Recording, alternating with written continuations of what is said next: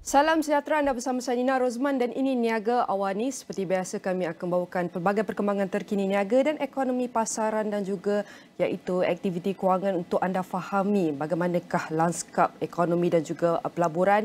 Banyak juga ahli pandai jemputan yang akan kami bawakan di Niaga AWANI untuk kupas lebih mendalam mengenai isu semasa. Sudah tentu perkembangan belanjawan termasuk juga dengan sidang kemuncak perniagaan antarabangsa Selangor SIBS 2023 dengan tema Selangor Gateway for Asian bakal berlangsung selama 4 hari bermula 19 Oktober iaitu esok di Pusat Konvensyen Kuala Lumpur KLCC, di mana hari ini adalah hari terakhir kami bersiaran di studio dan kami akan bersiaran langsung dari sana KLCC untuk membawakan perkembangan terkini dan perkongsian daripada acara utama rantau bagi pemain industri antarabangsa dan juga tempatan dalam meneroka potensi pasaran di Malaysia serta luar negara.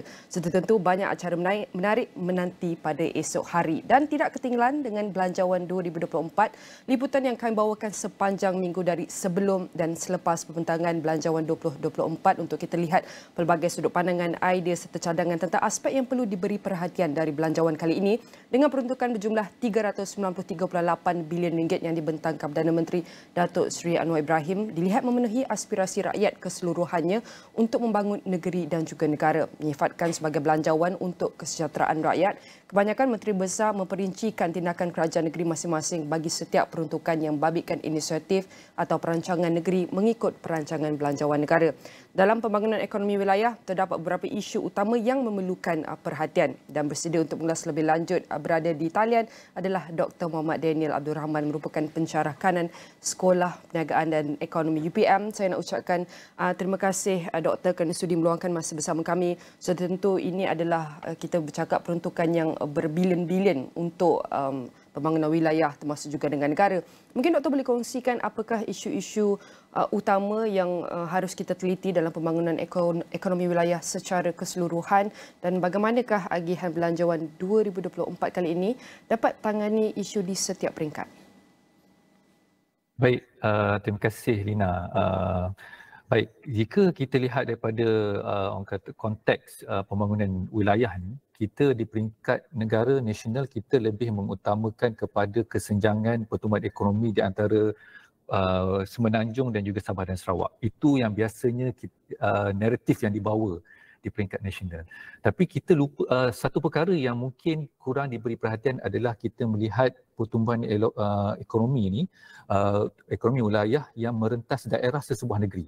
Ya, walaupun kalau kita lihat pada perancangan ekonomi negeri itu mungkin merupakan bidang kuasa di bawah kerajaan negeri, tapi saya lihat kepada keperluan untuk kita memahami pembangunan ekonomi wilayah ini daripada konsep keseluruhan dia berfokus kepada pertumbuhan mengikut wilayah ataupun daerah di peringkat negeri. Sebagai contoh, jika kita melihat secara mendalam sumbangan KDNK negeri kepada KDNK negara. Sebagai contoh Negeri Sembilan, Negeri Sembilan memberikan sumbangan sekitar 40 bilion kepada KDNK nasional. Walau bagaimanapun jika kita zoom lagi di peringkat daerah, dalam Negeri Sembilan contohnya ada 7 daerah yang ada dalam negeri tersebut. Sekitar hampir 90% daripada KDNK Negeri Sembilan itu disumbang oleh 2 daerah saja, iaitu Port Dickson dan Seremban. Jadi yang daerah selainnya jadi kita di situ kita boleh lihat bagaimanakah orang kata pertumbuhan wilayah tersebut tidak hanya melihat kepada perspektif Semenanjung dan hanya Sabah dan Sarawak, tapi kita juga perlu zoom kepada pembangunan wilayah di peringkat daerah itu sendiri. Kenapa? Apabila kita melihat wujudnya kesenjangan pembangunan wilayah dalam sesuatu negeri tersebut, ia melihat kepada memberikan impact kepada pertumbuhan ekonomi. Daripada masa sama kita boleh melihat bagaimanakah wujudnya jurang di antara pembangunan dalam daerah itu sendiri. Jadi ini antara perkara yang isu yang tengah berlaku dalam negara kita. Walau bagaimanapun di peringkat nasional kita sudah ada rancangan rancangan fizikal negara, rancangan fizikal negara RFN. Sekarang ini dah isi ke keempat, Rina. Jadi dalam rancangan fizikal tersebut kita telah menggariskan pembangunan di peringkat sehingga di zoom sehingga peringkat daerah. Dan RFN ini juga menjadi satu rujukan kepada peringkat negeri untuk mengadakan zoning area yang untuk pembangunan ekonomi negeri yang dipanggil rancangan tempatan daerah. Jadi kita sudah ada dokumen tersebut dan kita zoom di peringkat daerah dan telah meletakkan zon-zon tertentu untuk kita membuat pembangunan ekonomi kepada peringkat daerah. Itu daripada sudut pembangunan pertumbuhan wilayah. Yang kedua adalah isu yang kita lihat adalah ekosistem industri. Apabila kita melihat pembangunan wilayah, kita tidak hanya boleh melihat kepada pembangunan negeri, tapi kita juga perlu kita jivekan sekali ataupun kita berikan kesinambungan kepada industri. Dalam konteks belanjawan semasa, kita memang penekanan diberikan kepada pembangunan industri. Kita nak fokus pada industri high impact, pelaburan dan sebagainya. Tapi kita dalam pembangunan ekonomi ini, kita perlu lihat daripada location. Di manakah lokasi tersebut ingin dijalankan. Kita tidak mahu apa-apa bentuk sebarang bentuk pelaburan hanya tertumpu kepada kawasan. Kita perlu lihat kepada satu faktor pertumbuhan wilayah lain, dan pada masa yang sama kita perlu wujudkan satu ekosistem industri. Ekosistem industri yang mana ekosistem industri inilah sebenarnya yang memberikan impact kepada penjanaan nilai ditambah ataupun KDNK di peringkat peringkat wilayah ataupun daerah-daerah yang berhampiran. Bila wujudnya kelonggaran ekosistem ini maknanya nanti bila satu pelaburan masuk, Elina, satu pelaburan besar masuk, jadi pihak industri ataupun pihak pelabur nanti dia nak cari di manakah sumbernya, di manakah resources yang diperlukan untuk menyokong industri mereka. Jadi akhirnya apabila kita tidak mampu menyediakan sumber tersebut, dan maka mereka terpaksa mengimport. Masih import barang daripada luar dan bawa masuk ke negara kita, akhirnya kita masih bergantung kepada import.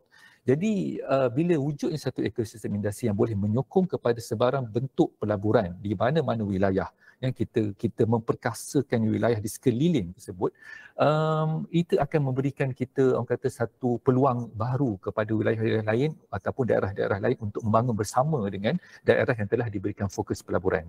Sebagai contoh lain, contohnya di Jerman, contoh di Jerman, di mana Jerman terkenal dengan pembuatan kereta yang pelbagai brand lah. Di situ Jerman telah melihat kepada keperluan melihat bagaimana untuk memperkasakan ekosistem industri pembuatan kereta tersebut, bukan sahaja pada dalam negara mereka, tapi mereka telah membuka ruang kepada negara-negara lain di sekitarnya untuk menyokong pembangunan industri mereka, sehingga kini mereka telah melebarkan lagi sayap perniagaan industri mereka dah merentas merentas negara mereka sendiri. Itu antara perkara lah, isu-isu yang berada dalam konteks pembangunan wilayah ini, Dina. Bercakap mengenai ekosistem industri yang dikongsikan oleh Doktor bahawa ia adalah pada ketika ini longgar dan kita memerlukan ekosistem industri yang kuat yang dapat menyokong mana-mana atau di mana-mana bentuk pelaburan di mana-mana wilayah. Jadi untuk kita lihat benda ini diperkukuhkan, bagaimana kerajaan perlu bekerjasama dengan pemangku kepentingan tempatan termasuk sektor swasta, masyarakat tempatan dan NGO untuk pastikan pelaksanaan program-program pembangunan di setiap wilayah yang berkesan, terutama dalam konteks mengukuhkan ekosistem industri. Bagaimana, Doktor? Baik, apabila saya bercakap dengan industri, kita buat sesi libat urus dan sebagainya, apabila kita menerangkan bahawa negara mempunyai satu perancangan yang besar untuk membuat untuk meningkatkan pelaburan high impact, industri-industri baru dan sebagainya, kebanyakan industri-industri ini mereka sebenarnya tidak mendapat maklumat yang jelas. Tidak ada satu ekosistem yang mana penglibatan industri-industri tersebut boleh dilibat samakan dalam memperkasakan untuk menyokong kepada pertumbuhan industri. Walaupun dalam segi perancangan kita memang dah wujud, memang dah ada pelbagai program yang dilaksanakan oleh kerajaan ataupun diperkenalkan oleh kerajaan untuk memberikan peluang kepada industri-industri ataupun terutama PMKS untuk terlibat sama dalam industri yang berimpak tinggi. Walau bagaimanapun komunikasi itu masih tidak ada ataupun masih longgar, di mana sebarang bentuk pelaburan besar tersebut masih lagi tidak mendapat buy-in daripada industri terutama PMKS. Jadi bagaimana mereka ingin menerobos pasaran antarabangsa, menerobos pasaran-pasaran baharu jika mereka sendiri tidak dapat memberi terdapat maklumat yang jelas. Kerana itu contoh saya bagi contoh. Dalam rancangan Malaysia ke-12 sebagai contoh, rancangan Malaysia ke-12 kita dah ada KSP sekarang, telah ditekankan kepada pertumbuhan Malaysian Vision Valley, MVV 2.0, yang mana dalam MVV tersebut kita ingin difokus kepada industri aeroangkasa. Tapi apabila saya berkomunikasi dengan industri, mereka tidak faham, mereka tidak tahu apakah MVV tersebut, apakah peluang kepada mereka, bagaimanakah mereka ingin menyertai menjadi sebahagian daripada pembangunan nod pertumbuhan yang berimpak seperti ini. Jadi apa yang boleh dibuat? Apa yang boleh dibuat? Pihak kerajaan perlu membuat satu ekosistem, panggil industri tersebut dan menerangkan kepada mereka apa yang perancangan sekarang dan apa peluang kepada mereka dan apakah insentif sedia ada yang boleh mereka ambil peluang. Supaya kita sekarang ni bila kita nak memperkasakan PMKS kita menyumbang kepada kurang daripada 40% kepada KDNK. Jadi peluang-peluang seperti besar seperti inilah yang memberi peluang kepada PMKS kita untuk bersama-sama untuk mendapat manfaat kepada pertumbuhan industri dan pelaburan besar seperti ini, Lina.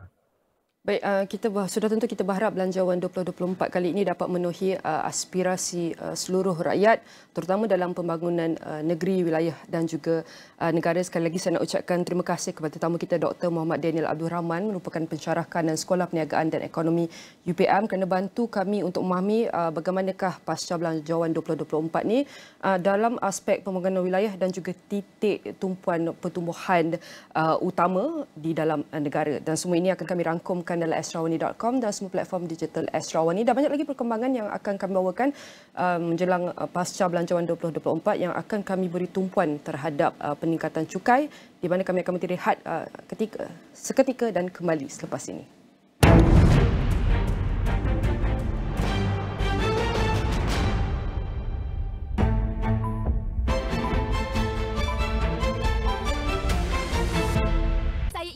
Rambut saya. Ya, lakukannya. Walau apa pun anda lakukan, jangan risau. Sunset baharu dengan vitamin C, minyak argan dan elastin dalam Active Infusion untuk rambut lembut mengurai dengan haruman berpanjangan. Bebaskan rambut cantik anda dengan Sunset baharu. Itu bukan cara nak nyanyi, adik. Gillette Flexi Vibe, kepala fleksibel. Cukup sekali terus licin. Cukup sekali terus licin, tak kecoh. Gillette Flexi Vibe. I think we've got one hell of a race here in Texas. It is absolute bedlam down there. It looks incredible. It's lights out and away we go. Dynamite start from Verstappen. George Russell just drop kicked Carlos Sainz. Oh my goodness! And that is Fernando Alonso. He's going to go attack for the lead. He's down the inside. Max Verstappen wins the United States Grand Prix.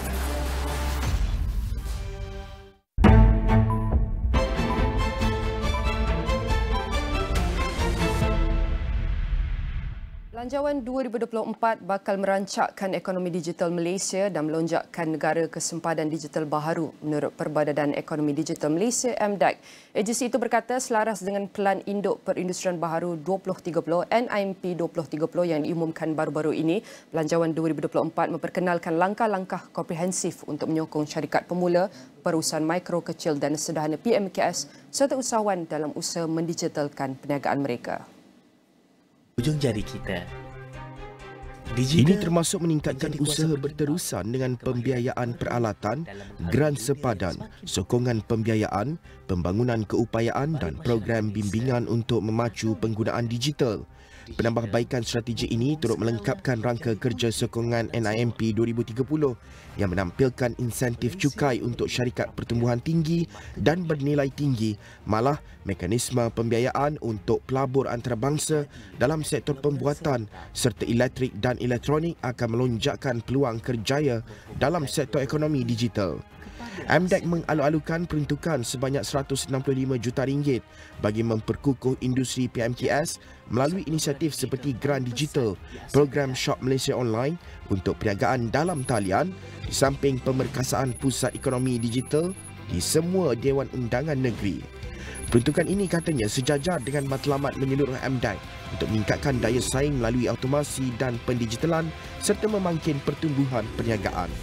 Dalam pada itu, MDAI berkata peruntukan awal sebanyak RM20 juta bagi merintis pendidikan dan pembangunan kecerdasan buatan di Universiti Teknologi Malaysia UTM merupakan satu penanda aras ke arah memupuk bakat pembangunan AI dan penghasilan kandungan digital. Katanya inisiatif peruntukan sebanyak RM30 juta pula menjadi pemangkin kepada pembangunan permainan global yang berpangkalan di Malaysia sekaligus dapat menggalakkan penciptaan harta intelek atau IP tempatan baru. Tambahan sebanyak RM60 juta yang diperuntukkan untuk dana kandungan digital khusus membantu mempromosikan IP tempatan agar dapat merangsang pertumbuhan industri kreatif untuk berkembang dengan lebih pesat. The metaverse. Lankin IP360 Metaverse aims to build a Malaysian social metaverse experience with the means to collaborate.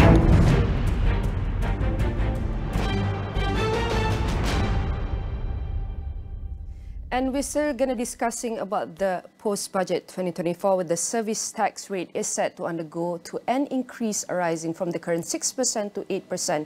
It's important to note that this particular adjustment will not be applicable to the food and beverage sector, nor will it impact the telecommunication industry. Prime Minister Datuk Sri Anwar Ibrahim revealed this while presenting the budget 2024 in Parliament on October 13. Is it increasing the SST from 6% to 8% necessary for the rakyat and even the country? And to discuss further, we have our guest ready on the line, Raja Kumaran, the indirect tax leader, PwC Malaysia. I want to say thank you very much, Raja, for joining us. Fantastic to have you here. Maybe you could share with us firstly, what is your overall thoughts on all the new and revised taxes under Belanjawan 2024?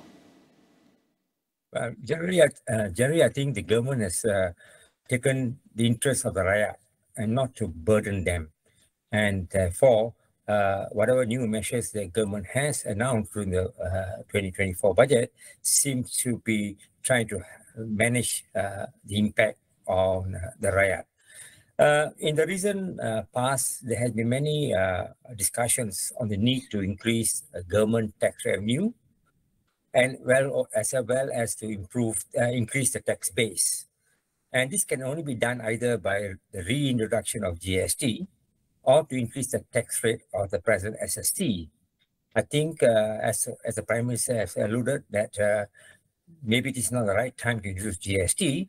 The government has no choice but to increase the tax rate for services. And however, if we notice the increase of 6 to 8% seems to be only on services that are not normally used by the rakyat or the public or the consumer, public consumer.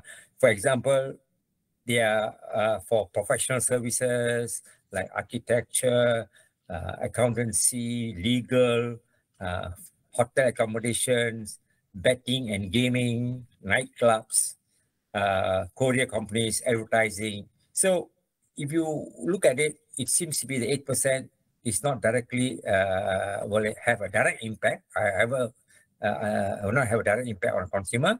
And the direct and things like food and beverages, telecommunication services. I also understand parking and logistics services will also be at 6%. These are services that are normally used by the common man on the street, and they have decided to keep that at 6%. But I think it's important to realize that it will have indirect impact on rakyat. I think we need to take that. I think we need to accept that there will be indirect tax impact. Because now businesses will have to pay extra for extra 2% on services they consume. For example, legal services, accounting, audit services, and other professional services. So I'm sure the business will then pass on this extra cost to the public or to their customer. Therefore, it's very important for the government to ensure that businesses do not unnecessarily increase prices or try to use this opportunity to make extra profits. So therefore, the Anti-Profiteering Act need to be enforced strictly, they should monitor prices more closely to ensure that these services, which will indirectly impact the rakyat, doesn't adversely impact them. The other good thing is that I think the government realizes that the increase in this 2% will have impact on the rakyat. Therefore, the Prime Minister in Parliament yesterday announced that the government is going to give out cash handouts. I think that's a very good move, because then rather than using subsidy, cash handouts, you can target who are the people need and they give it directly to them. So I think it's a better economic management, and I think that's important. And this actually is a prelude to introduction of GST. In case government decide to increase GST in the future, this cash handout should continue. And although cash handouts may help the B60s, but what about the middle income? I think the middle income people will also be impacted indirectly by this increased service tax. But what they should do, government should think, is whether they should reduce income tax to help them match to balance off their expense. So these are some things that the government can think of in the future, and I think they have no choice. As I said, the government has to need revenue for development, and but I think it's very important to manage this increase. Like you've mentioned, the SST might affect the middle-income Malaysians, M40 especially. For instance, as you share, even if the food and beverages sector is exempt from the SST increase, restaurant owners could be affected by higher costs for necessary equipment. This could lead to higher prices for consumer, and that's all of us here, which you have mentioned indirectly, it will impact the consumer as well. So from here, some have mentioned or questioned, is it necessary to do it now? And also, few other also comment, is the increase of 6 from 8, is this just a disguise as a form of GST? What's your thought on this? I think, I think it's a prelude to GST. They're going to introduce GST, I think, in the near future. It can't be too long away. Maybe because, as I said, services is the services that have gone 8%, the services that are normally used by businesses. So the rakyat is not directly impacted. I think this, and although putting service tax has one bad advantage, i.e. it has a cascading effect, i.e. prices will, the tax will be cascaded down the supply chain. But as I said, as the government said, GST is a good tax, but maybe it's not the right time to introduce. My take is they should introduce GST as soon as possible. Do not delay it. What's important is you need to have a very good support system. In the past, GST, one of the issues of GST was the refund mechanism where refunds were delayed. I think the government should relook at those things, give back the refund, and do, or if you want to do some verification, do it later after you are given back the money, because exporters and businesses need to have cash, need to have a good cash flow. And if you look at businesses, normally it gives 30 to 60-day credit terms, and to make them pay GST even before they are paid by their customer would have a strain on their cash flow. So I think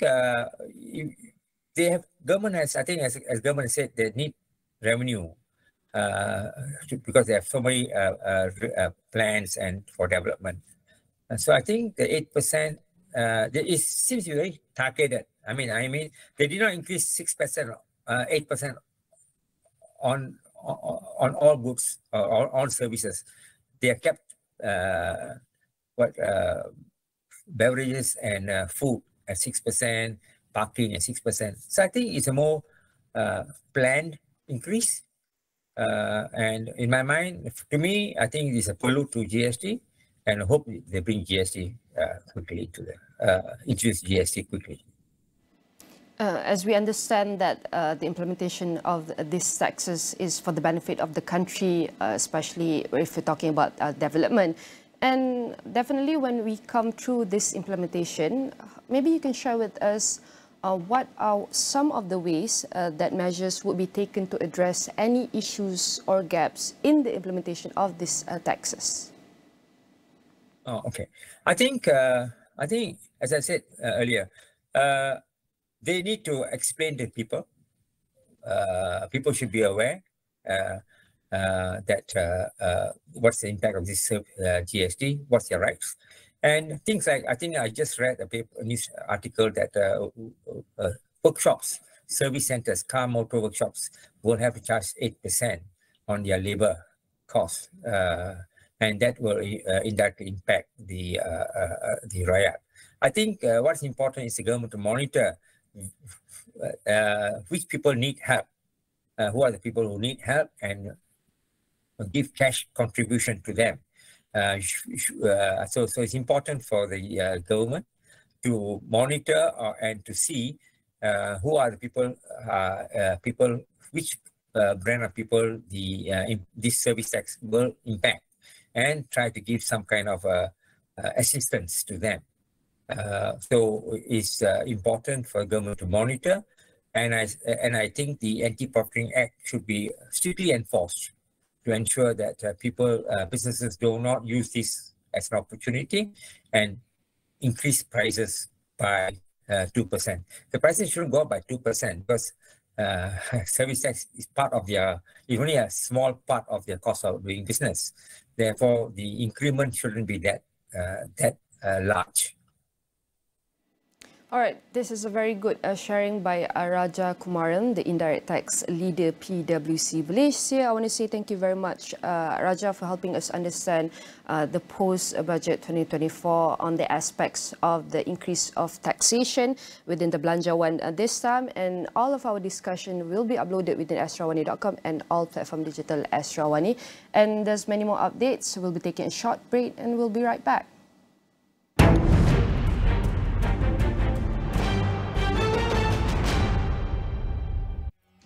Saya adalah Huda, kakak fiber anda. Dan hari ini saya ada satu soalan nak share dari Aida Bahar. Dia tanya, Wi-Fi cover satu rumah ke? Handphone boleh cover? Dah tentu Astro Fiber dengan router canggih Wi-Fi 6 boleh cover satu rumah, satu family boleh pakai. Bukan saja semua handphone boleh jimat data pakai Wi-Fi. Anak-anak nak buat homework online pun senang. Ini ada satu lagi tips jimat kita nak bagi tahu. Bila you nak keluar rumah, downloadlah cerita siap-siap dekat Astro Go app tu. Lepas tu, boleh layan dalam train, dalam kereta, dalam flight. Tak kacau data handphone you langsung. Jimat dah tu Aida. Ada lagi soalan? Tanyalah. Gunakan hashtag Tanya Kakak Fiber. Okey? Pertandingan semakin hangat. Tak okey. Bunda kecewa. Peserta semakin diuji. This is the perfect duet. Wow! Hari ini ada magic ya. 3M melengkapi, mengalir bagaikan air mata. Kesan keluar dengan Astro. Very powerful performance. All Stars Gegar Vaganza. Ahad 9 malam di Astro Ria dan Astro Go. Banjir ini luar biasa. Lan ni memang menyeramkan. Setiap masalah dihadapi bangsa pasti ada punca dan dalangnya. Tugas kami untuk mencari, mendengar dan membongkar sebarang isu atau masalah agar ada penyelesaian. Setiap sudut akan diteliti, penjelasan semua pihak akan diamati. Tiada fakta yang akan disembunyi. Kita bongkar semua, dedah sampai habis. Mendedahkan kepincangan, rasuah dan masalah rakyat jadi tanggungjawab yang kami galas. 501 bongkar, terpaling dedah.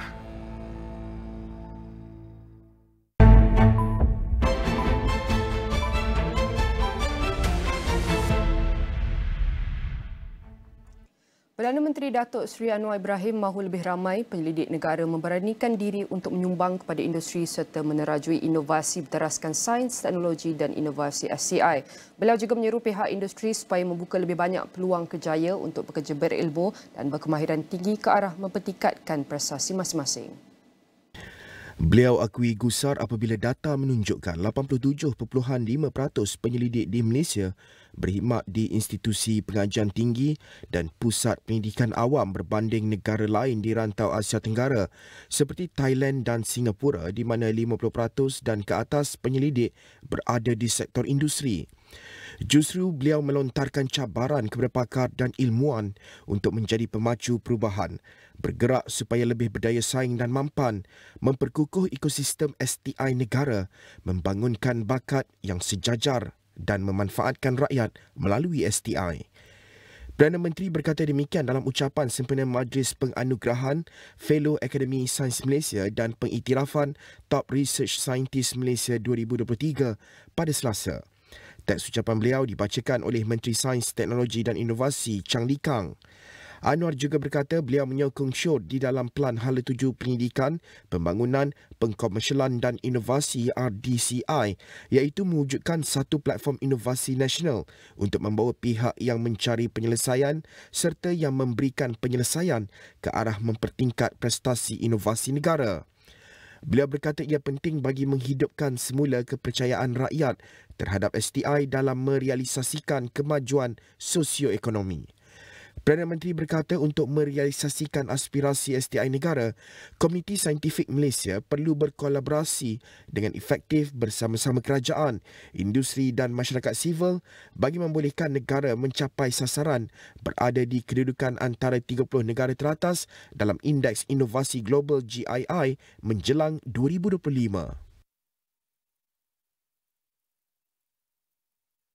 DHL Supply Chain peneraju pasaran global untuk penyelesaian logistik kontrak merancang untuk melabur 350 juta euro di Asia Tenggara dengan lebih 1/3 daripada pelaburan atau 131 juta euro masuk ke Malaysia dalam tempoh 5 tahun akan datang.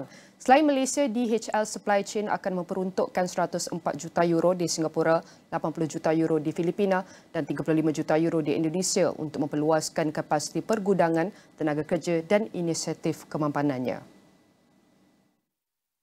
Ketua Pegawai Eksekutif DHL Supply Chain Asia Tenggara, Andres Retief berkata, terdapat rombakan rantaian bekalan global dan Malaysia akan mendapat manfaat, terutamanya dalam sektor pembuatan. Sebagai anggota ASEAN, Malaysia katanya adalah ahli kepada pelbagai perjanjian perdagangan bebas, menjadikannya pilihan yang menarik bagi yang ingin mempelbagaikan pilihan sumber mereka. Itu sebab mengapa pihaknya melabur 131 juta euro untuk memastikan syarikat itu mempunyai kapasiti dan bakat untuk menyokong pertumbuhan pelanggan di Malaysia. Bagi mengukuhkan lagi kehadirannya di Malaysia, DHL Supply Chain akan memperkenalkan kemudahan baru iaitu 2 di Pulau Pinang serta 1 di kawasan tengah dan 1 di selatan. Kemudahan baru ini akan menambah 113,000 meter persegi ruang gudang kepada portfolio sedia ada seluas 217,300 meter persegi.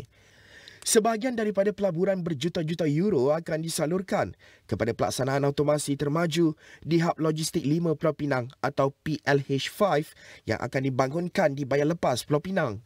Sementara itu, Ketua Pegawai Eksekutif DHL Supply Chain, Oscar Debok berkata, terdapat peluang yang luar biasa untuk perniagaan di Asia Tenggara mengukuhkan daya tahan rantaian bekalan, memandangkan syarikat sedang meninjau dalam mempelbagaikan rantaian bekalan.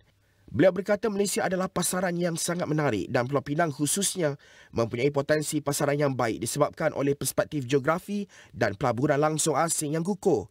Syarikat itu juga akan terus melabur dalam sistem pengurusan gudang, WMS dan inisiatif pendigitalannya seperti sistem penyimpanan dan pengambilan semula automatik ASRS termaju yang dilengkapi palet serta teknologi robotik GTP atau Goods to Person yang akan digunakan di kemudahan gudang baharunya. Penyedia penyelesaian logistik itu berhasrat mengembangkan keupayaan pengangkutannya di Malaysia dengan pelaburan yang besar dalam armada, sistem dan kaki tangannya serta menara kawalan terhubung yang pertama di Kuala Lumpur. Pembekal tenaga bersih bersepadu dan sehenti Gontari Sedang Berhad mensasarkan untuk memasang sebanyak 400 stesen pengecas awam kenderaan elektrik EV menjelang akhir 2023. Ketika ini, entiti milik penuh Petronas itu mempunyai lebih 170 stesen pengecas awam EV di seluruh negara. Timbalan Ketua Pegawai Eksekutif Jentari dan Ketua Pegawai Eksekutif Jentari Green Mobility Shah Yang Razali berkata, fokus syarikat ialah untuk membina stesen itu di lebuh raya. Lebuh raya adalah penting because currently EV user dia nak panjangkan jarak range dia untuk travel sepanjang Malaysia and terutamanya musim-musim balik kampung and kita punya fokus currently is to focus also on highways. Currently kita dah bina sepanjang Penang dan Johor Bahru stesen pengecas di setiap 60 km interval and kita punya sasaran adalah untuk mencapai setiap 100 km sepanjang highway. Beliau ditemui selepas pelancaran stesen pengecas pantas EV modular mudah alih Jentari di Lebuh Raya Plus di hentian sebelah Berang arah utara yang disempurnakan Menteri Kerja Raya Datuk Seri Alexander Nantalinggi pada Selasa.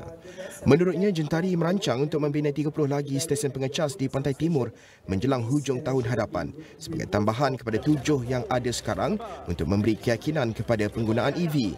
Dalam masa sama, katanya selepas melancarkan 2 stesen pengecas di Sarawak, syarikat akan bekerjasama dengan Sarawak Energy Berhad untuk membina stesen pengecas di sepanjang Lebuh Raya Pan Borneo bagi memberi keyakinan kepada pengguna EV melakukan perjalanan jauh. Syah berkata menjelang hujung tahun ini, mereka berharap dapat melancarkan stesen pengecas yang pertama di Sabah.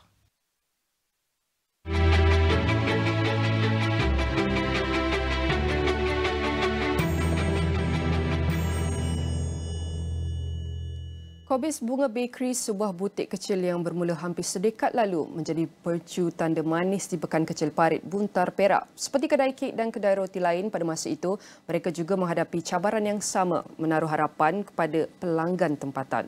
Mereka menjual pelbagai jenis kek serta roti secara luar talian dan mengharapkan pelanggan walk-in disamping promosi dari mulut ke mulut. Namun perniagaannya diubah melalui pemasaran secara dalam talian sekaligus menjadikan rangkaian pelanggannya lebih luas. Pegawai Pemasaran Kobis Bunga Nurul Najwa Jamil berkata sejak menggunakan promosi melalui media sosial, Kobis Bunga berkembang pesat sehingga berjaya membuka sebuah cawangan di Taiping. Semenjak adanya platform media sosial, kami menggunakan media sosial untuk mempromosikan produk-produk kami melalui Facebook, WhatsApp, IG, YouTube dan membuat live video yang mana ramai lebih mengenal Kobis Bunga. Sebagai sebuah syarikat Bumi Putra, Kobis Bunga juga tidak lupa untuk berkongsi rezeki dengan masyarakat setempat yang telah sama-sama memberi sokongan kepada syarikat. Selain membuka peluang untuk menjadi ejen dan dropship secara dalam talian tanpa sebarang modal, Kobis Bunga juga mengedarkan sarapan percuma. Untuk pengetahuan semua, daripada sale yang kami dapat ni, kami membuat program CSR iaitu pemberian sarapan percuma kepada 100 sehingga 120 orang pada setiap hari Isnin sehingga Jumaat. Okey, harapan kami untuk orang di luar sana, jangan bimbang jika perniagaan anda merosot kerana dengan menggunakan digital boleh meluaskan lagi perniagaan anda. Inisiatif seperti ini bukan sahaja mengeratkan hubungan antara Kobis Bunga dan masyarakat setempat, malah turut menyumbang kepada pembangunan masyarakat secara menyeluruh.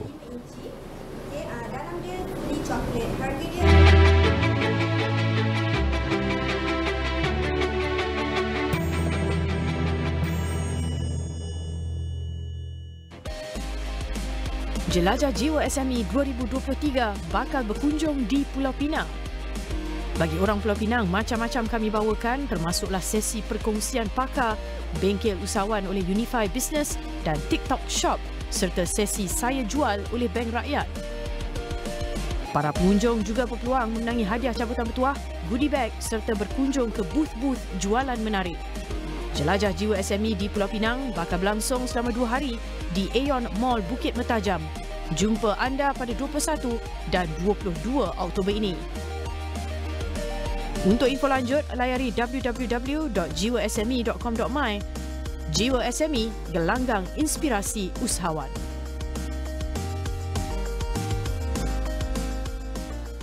Sekali lagi, Jabatan Perakaan Malaysia telah mengongsikan laporan terkini mengenai statistik kelahiran hidup dan juga kematian di Malaysia pada tahun 2022.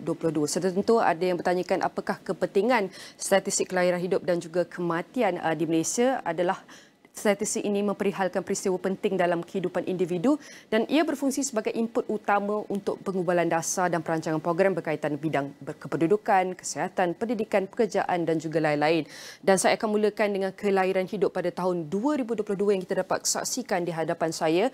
Kelahiran hidup yang kita dapat saksikan lebih kurang 423,124 dan antaranya adalah bayi lelaki antara kelahiran hidup yang tinggi pada tahun 2022 sebanyak 218,000 lebih bersamaan 51.6%.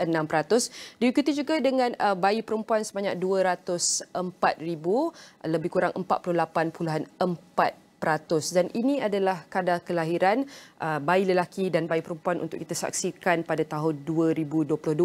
Seterusnya untuk kita lihat kadar kelahiran hidup mengikut kumpulan etnik iaitu bangsa ataupun etnik Melayu adalah antara yang tertinggi mengalami kelahiran hidup pada tahun 2022 sebanyak 68.9%. Diikuti juga dengan bumi putera lain sebanyak 12.5% dan China iaitu sebanyak 9.5% ataupun 40,249 dan juga India sebanyak 17,439 atau bersamaan 4.1% dan juga lain-lain sebanyak 5%. Dan untuk kita teliti bagaimanakah kadar kelahiran kasar ataupun kita panggil crude birth rate yang kita dapat saksikan daripada tahun 2000.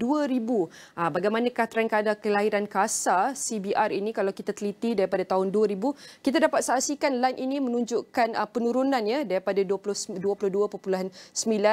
per setiap 1000 penduduk iaitu sebanyak 22.9 ini pada tahun 2000 dan kita dapat teliti kadar kelahiran kasar iaitu menurun sehinggalah tahun 2021 yang telah mencatatkan sebanyak 13.5 dan antara 2022 yang terendah pada tahun lepas sebanyak 12.9 dan ini adalah trend kadar kelahiran kasar yang kita telah teliti mengalami trend penyusutan daripada tahun 2000 lagi sebelum pandemik COVID-19 dan purata kelahiran hidup yang kita dapat saksikan satu bayi lahir setiap minit manakala 48 bayi lahir setiap jam dan 1159 bayi setiap hari dan ini adalah purata kelahiran hidup yang kita dapat saksikan secara ringkas dan bagaimana pula dengan kadar kesuburan jumlah iaitu total fertility rate yang kita dapat saksikan daripada tahun 2000 iaitu sebelum pandemik COVID-19 telah mengalami penurunan ya daripada 2000 tahun 2000 sebanyak 2.9% dan kita dapat lihat line ini menurun sehingga ia telah mencapai paras pergantian iaitu 2.1 pada tahun 2013 sebanyak 2.0 dan trend kadar kesuburan jumlah total fertility rate kita terus menurun sehingga tahun 2022 yang terkini adalah pada jumlah 1.6. Di samping itu kalau kita lihat pada kadar kematian pada tahun 2022 telah mencatatkan sebanyak 206,525 kematian pada tahun 2022 dan lelaki mencatatkan kematian lebih tinggi berbanding wanita sebanyak 117,790 ribu iaitu 57% dan juga 43% bersamaan 88,735 untuk kadar kematian buat perempuan.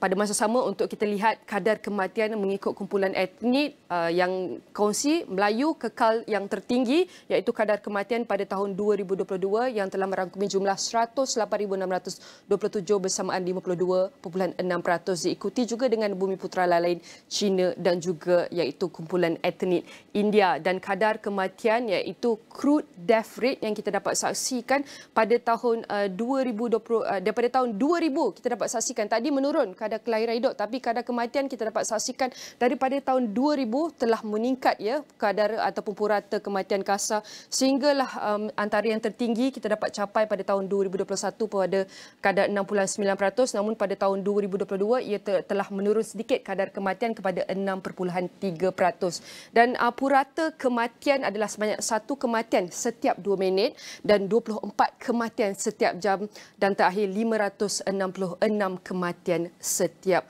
hari. Dan menurut Rozman juga, antara daerah ataupun negeri yang mempunyai kelahiran hidup dan kadar kematian yang tertinggi adalah antara 3 daerah ataupun negeri, iaitu Selangor, Sabah dan Sarawak mempunyai kadar kelahiran dan kematian yang tinggi pada tahun 2022, dan antara daerah ataupun negeri yang terendah mengalami kadar kelahiran dan kematian yang terendah, kita boleh cakap iaitu Putrajaya dan juga Perlis. Dan untuk kita lihat pula seterusnya, itu adalah prestasi ataupun statistik kadar kelahiran hidup dan juga kematian pada tahun 2022 yang kita dapat saksikan di Malaysia.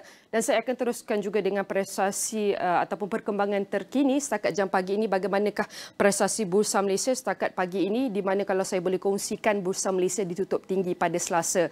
Ini seiring dengan prestasi yang kita boleh cakap lebih baik yang dicatatkan Bursa Serantau selepas mengambil petunjuk daripada pergerakan Wall Street yang optimis dalam tempoh semalaman. Dan pada 5 petang, FTSE Bursa Malaysia KLCI meningkat 5.17 mata untuk berakhir pada paras tertinggi harian pada 1444.13 daripada 1438.96 ketika ditutup pada Isnin. Dan bagaimanakah prestasi Bursa Malaysia yang kita dapat saksikan setakat jam 9.33 pagi ini, iaitu adalah berada pada paras 1442.26 bersama negatif 0.13%, penurunan sebanyak negatif 1.87.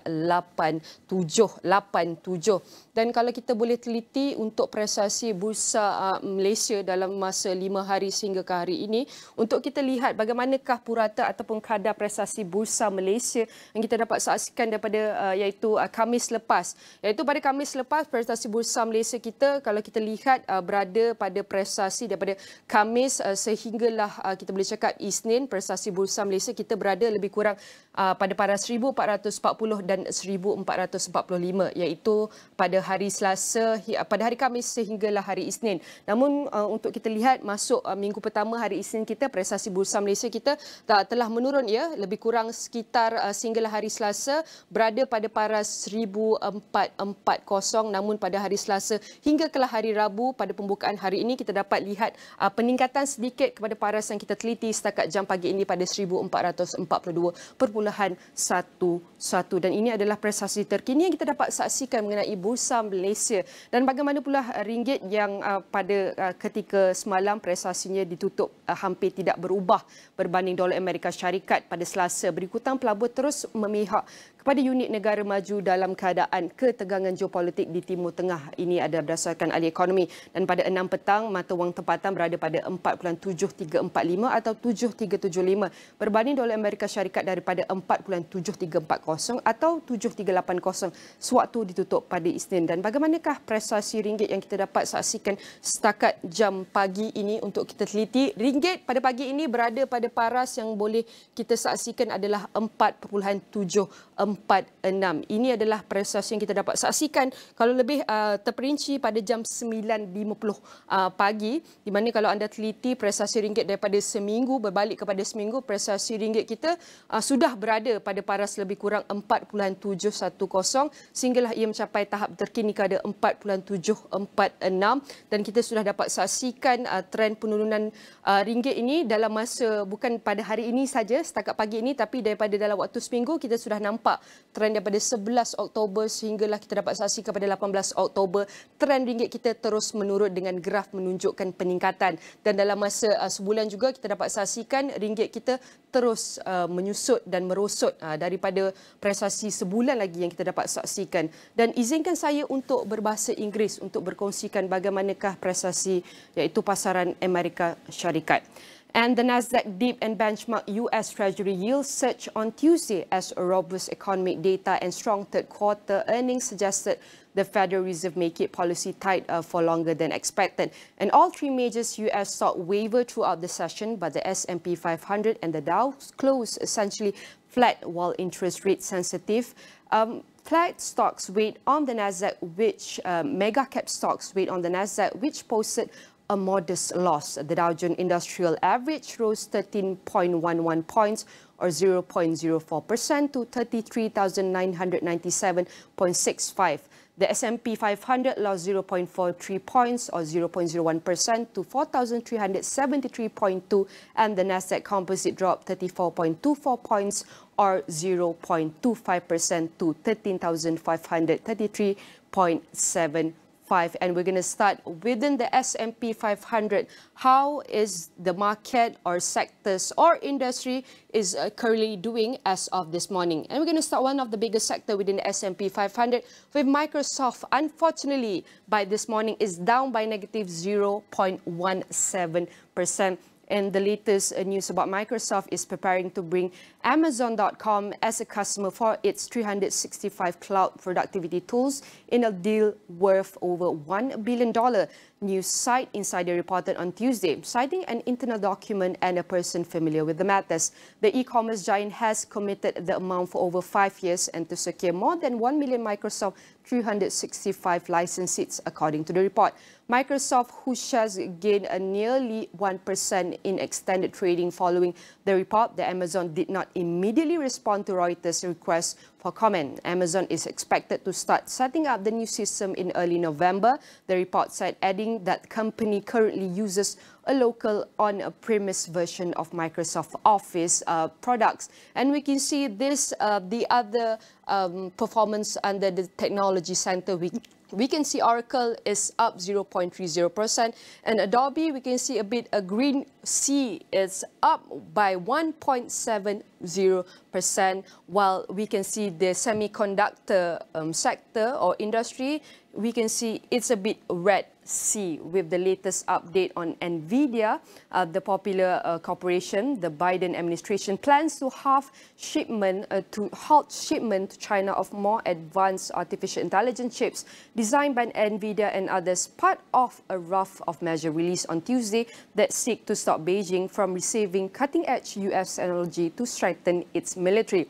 The rule, which go into effect in 30 days, restrict a broader swath of advanced chips and chip-making tools to a greater number of countries, including Iran and Russia, and blacklist Chinese chip designers, more threats. And Byron, the new measures close loopholes in regulations released last October and will probably be updated at least annually, Commerce Department Secretary Gina Raimondo to reporters late on Monday. The goal is to limit China access to advanced semiconductors that could fuel breakthrough in artificial intelligence and sophisticated computers that are critical to Chinese military applications, she said, stressing the administration was not seeking to hurt Beijing economically. And she said China will still import hundreds of billions of dollars worth of US semiconductors. A spokesperson for the Chinese embassy said it firmly opposes the new restriction, adding that arbitrarily placing curbs or forcibly seeking decoupling to serve a political agenda violates that principles of market economy and fair competition and undermines the international economic and trading order. And as of this morning, NVIDIA is down by negative 4.68%. We also have Intel is also down negative 1.37% as of this morning. And we're going to go with also Qualcomm, a chip designer, said on Tuesday it is partnering with Alphabet's Google to make wearable devices like smartwatches using chips based on RISC-V technology. RISC-V, pronounced as RISC-V, is an open source technology that competes with costly proprietary technology from British chip designer ARM Holding. RISC-V can be used as a key ingredient for anything from a smartphone chip to advanced processor for artificial intelligence. US companies are still actively working to advance RISC-V-based technology despite concerns expressed by lawmakers that China is exploiting a culture of open collaboration among American companies to advance its own semiconductor industry. And Qualcomm said it plans to commercialize the RISC-V-based wearable solution globally, including the United States. And we can see Qualcomm, oppositely by NVIDIA and also Intel, is up by 1.53%. This is for the Qualcomm Incorporation. And we're going to move on to the next sector with Meta. Under the internet sector, Meta is also positive. As of this morning, is up by 0.8%. And lawyers for Meta, which owns Facebook, Instagram and WhatsApp, and the US government tangled on Tuesday over the US Federal Trade Commission's plan to toughen a 2019 privacy order. In May, the FTC accused Meta of misleading parents about how much control they had over who their children had contact with in the Messenger Kids app, among other issues, and proposed tightening an existing agreement on privacy to include a ban on making money from minors' data. And we're going to push to the next update on Amazon. And as of this morning, Amazon is actually down by negative 0.81%. And the good news about Amazon is Amazon online retail to launch in South Africa in 2024. Independent South Africa retailers have been told to start registering their businesses on Amazon Marketplace after the US commerce giant said it will launch its online shopping service in the country next year. And for the oil and gas, we can see as of this morning within the S&P 500 charts, it is showing a bit a green sieve of waste. The oil price edged higher on Tuesday as investors wait to see if US diplomatic efforts and a trip by President Joe Biden to Israel will prevent the conflict in the Middle East from widening.